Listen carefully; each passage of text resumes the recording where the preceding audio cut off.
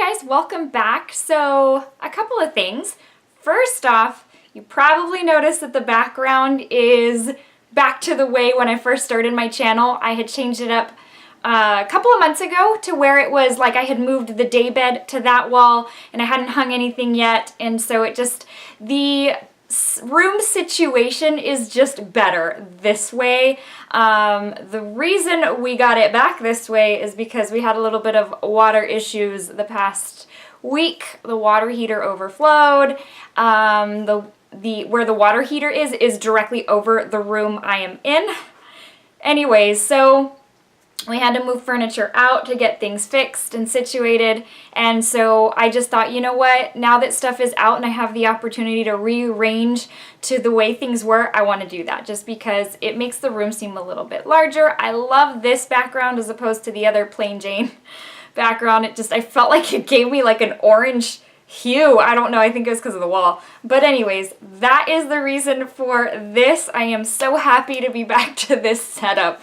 It makes me really happy to see that in the viewfinder. Second of all, I am wearing my hair straight today because I know y'all are so sweet and y'all usually comment when I do something different. And so my hair is straight today. I straightened it out. I don't do this very often. In fact, it is rare that I straighten out my hair because my hair is so fine and thin that it ends up just looking stringy.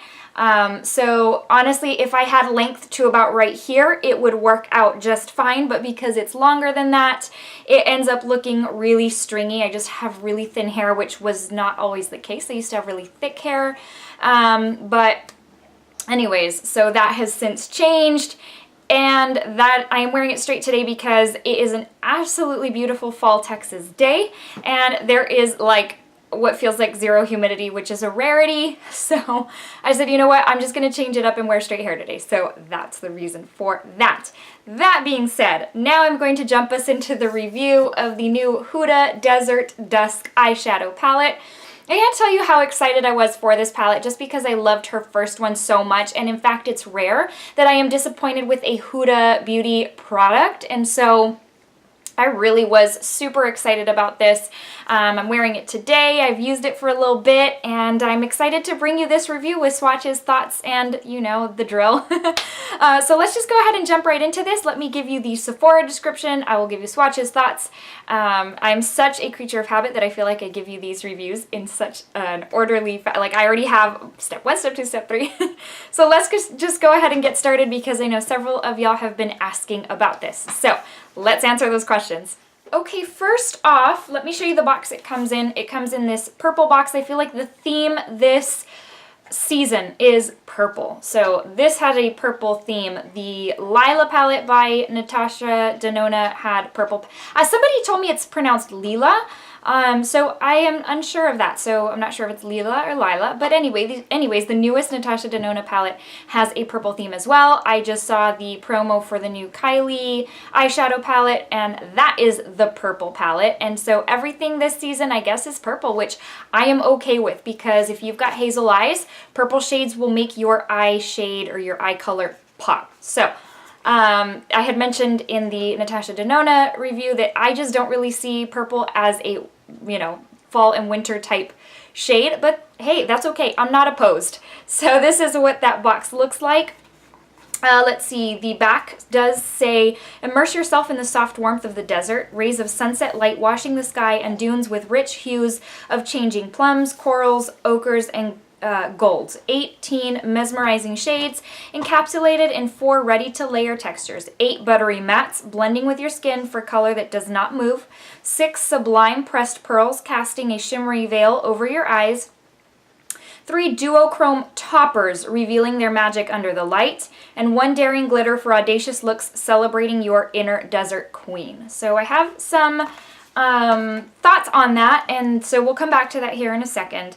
Let's see if the Sephora website describes it as anything additional. Let's see. It is $65. I'll say that right now. And then the description on Sephora's website says what it does. Adventure on an exotic Arabian journey with the latest eyeshadow palette by Huda Beauty. This richly toned palette features 18 versatile shades that can be layered in infinite ways to create a vast array of looks with just one palette. Layer different textures to create unique combinations or add intrigue to smooth matte shades with a duochrome topper. From subtle, natural looks to dramatic statements and bold glittering looks, this palette will become your new essential for all your makeup routines. Let's see, Huda did say, our second palette is filled with vibrant, highly pigmented shades that reflect the exotic landscape of the Arabian desert around us. We've introduced 3 new formulas to reflect all its dazzling mystery and charm. In particular, the iridescent duochrome formulas just completely capture the mysterious desert mirages. I spent so much time to ensure that every shade was absolutely perfect, and every color is so special to me. It was also really important to me that we take all our knowledge and feedback from our first palette and create something that would showcase our growing experience and knowledge. Again, this one is $65, which is consistent with what the first one was. So this is the eyeshadow palette right here. It really is stunning. I feel like she never lets me down with packaging, and I say me like she's making these for me. I am never disappointed with packaging. I just think she kills it every single time. Every single one of her 3D highlighting palettes, love the packaging. It's just so pretty. She just does a really great job. Let me kind of give you a little snapshot of the first one. This was the first one. I feel like they did learn from the first one in what people wanted as far as packaging, because I remember a lot of people were not crazy about this packaging, which I wasn't really either, but I kept the slipcover because I really did like that. And so this was the packaging of the first. It just came with a clear cover, and so it looks like they kind of changed it up. This is really like heavy, thick. It feels like great quality. It's something you would expect when paying a $65 price tag for an eyeshadow palette. So that is what that looks like. I think she's just a stunning woman. She's just very pretty. And then you open it up, and the kind of like with the Summer Solstice 3D highlighting palette, the insert has her eyes, which I think is a really nice touch. It makes me want to keep these, which most of the time I throw them when they are attached. I keep them to kind of keep the powder in place, but this I would keep. So the inside comes with a mirror, unlike the last one. Excuse me, and for those of you who are not familiar with the first one, it was the Rose Gold edition. And here you go. These are the shades in all their glory. Probably if you are looking to buy this palette, it is probably something then that you have already seen before because you've probably been watching reviews. But what I want to do is I want to take you through swatches of these. I want to give you some thoughts compared to the first one, and why I think they did something a little bit different. I'll zoom you into my eye look today just to let you know I am wearing one of those duochrome toppers, but I am wearing it as a sheer wash of color. I am not wearing it on top of any other eyeshadow shade. Of course, I'm wearing transition. I deepened up my crease a little bit, but as far as layering it today, I didn't want to do that, and I'm actually really glad I didn't. So let me take you through swatches, and then we'll continue on from there. Let's go with the first 5. All of these are matte. It's Desert Sand, Musk, Eden, Amber. And Desert Sand is a perfect bone color for those of you who like to set your eyeshadow primer after you go in with primer, and then you like to place kind of like a bone or white kind of shade on top to kind of set that and smooth it out. That one is perfect for that. And it's not obviously not going to show up really well because of the type of shade that it is. But those are what those look like right there. And I have worn this shade right here, which is called Eden, is what I'm wearing in my crease. And I've gravitated towards that as my crease color several times in using this palette. Okay, the next 4 are Blood Moon. I don't know how to pronounce this. It's O-U-D, so I don't even know that I'm going to try other than Oud, maybe? I don't know. This is Celestial, which is one of those toppers, and this is Nefertiti, which reminds me of Moana. Oh my goodness, like I am the biggest Disney geek, and I could not believe that I had so much trouble thinking of that movie name. Okay, so this is what these look like. Here are the 2 toppers. So you're gonna see that they're sparkly, but they're very, they're sheer because they're meant to be toppers. Like I said, you can also use them as a sheer wash of color for a really nice, glowy, just kind of, sparkly look. But if you want to intensify a shade, you just pop one of these on top. which makes it really, really nice. This Blood Moon, so pigmented and pretty, and I have to tell you, the texture is so buttery smooth. So let's move on to the next ones. Moving on, we've got Twilight. Are you Team Edward or Team Jacob? Amethyst, Royal, and Retrograde. And Retrograde is the one I am wearing on my lids today. Not as a topper, like I said, just as a sheer wash of color. And that's what those look like right there. And these types, so Retrograde is stunning on top of this Royal shade right here. Just really incredible. This one swatched a bit patchy, which is Amethyst.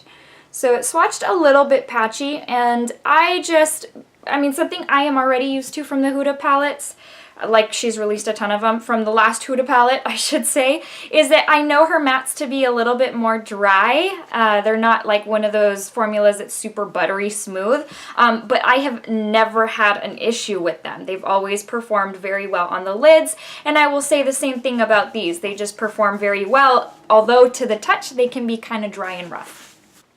Okay, we're down to the last few. Cashmere, Angelic, Cosmo, and Turkish Delight. Cosmo being the only chunky glitter shade in this palette, and you already know what I'm going to tell you. Use a glitter glue when you use these types of shades. I have other thoughts on this type of shade, and I will tell you how to use it here in a second, but just take note that that is the only chunky glitter shade in this palette, which I wish I would have seen more, but I'll tell you here in a second why I am almost certain that they kind of shied away from them this time around. But that's what those look like. There's that chunky glitter shade. That shade is what I was hoping. The one shade in the Marc Jacobs Iconic eyeshadow palette for holiday, there's one kind of what looks to be a sparkly true glitter shade. That's what I was hoping it would look like, and that one disappointed me a little bit, and this is everything. So for holidays coming up, that one right there. The last two we have are Saffron and Blazing. Blazing being like the ideal perfect definition or shade of pumpkin spice. This one is amazing. It's the kind of shade I would think that I would want to wear like on Thanksgiving, but I don't know, maybe that's too obvious, I'm not sure. But that's what those look like right there. Just, oh, that shade is so, so good. Okay. We've come to the last of our swatches. So now I'm going to take you into thoughts, and then I am going to zoom you in. I tend to zoom in first because there have been times where I say that and then I totally forget. So actually, let's zoom you in first so that that doesn't happen. Okay, so let me open this palette up so that I can tell you what I am wearing. So I had already mentioned that that Eden shade, that light peachy shade, I am wearing in my crease, and I usually take it up to near my brow bone. So that's what I am wearing on the crease. It's a light wash of color, and I really like that because I can build it up to the intensity that I want. Right here in my outer corner, I am actually wearing a combination of the shades Amber and Oud. Not sure how you pronounce that, but I'm sure someone will let me know. So I'm wearing a combination because Amber is more of a, I don't want to say rusty brown, but it's more of like a, but in a way it is. And then Oud is more of like a hot cocoa type brown. So mixed, I really like how they deepen that up on the outer part of the lid. Like I mentioned, this sparkly shade here is Retrograde. And I did not use that on top of anything. I just applied it directly over the lid, obviously with eyeshadow primer. Now, I did use glitter glue. This is not really a chunky glitter type of shade as far as that Cosmo shade, but it's enough for me to want to put a really tacky base on there in order to get it to stick. Now, I'm going to tell you that it looks really pretty right now, and I'm indoors. Outdoors with the sun hitting it, oh my gosh, I was just like, I can't I don't mean this in a vain way, but I'm like, I can't stop looking because it's just so sparkly, and y'all know I love those sparkly type shades. And that one just, I mean, in the sun, it's like, pooh, you know, down a block. What I want my highlight to be, sorry. but on my eyes. So that's what I did with my eyes today. I have used several of these shades. Now, I used Nefertiti, which is the gold shade right here. I used that the other day. And so a couple of things that I want to share with you. Let me backtrack a little bit. So last year, was it last year that she released it, or was it the year before? I can't even remember. I think it was last year. Anyways, her first palette. It included quite a few of those chunky glitter shades. So there was maybe about half, more than half of the palette was matte. Let's see, there were 1, 2, 3, 4, 5, 6, 7, 8, 9, 10. So there were 10 matte shades, and the rest were a different, not a matte. So you had one that was almost like just a satin, I'm sorry, 2 that were satin, and the rest that were that chunky type of glitter shade. And that's going to be all of these shades right here, this whole top row, and then Blessed, right here, hashtag Blessed, yeah. Right there. So those were those chunky glitter types of shades.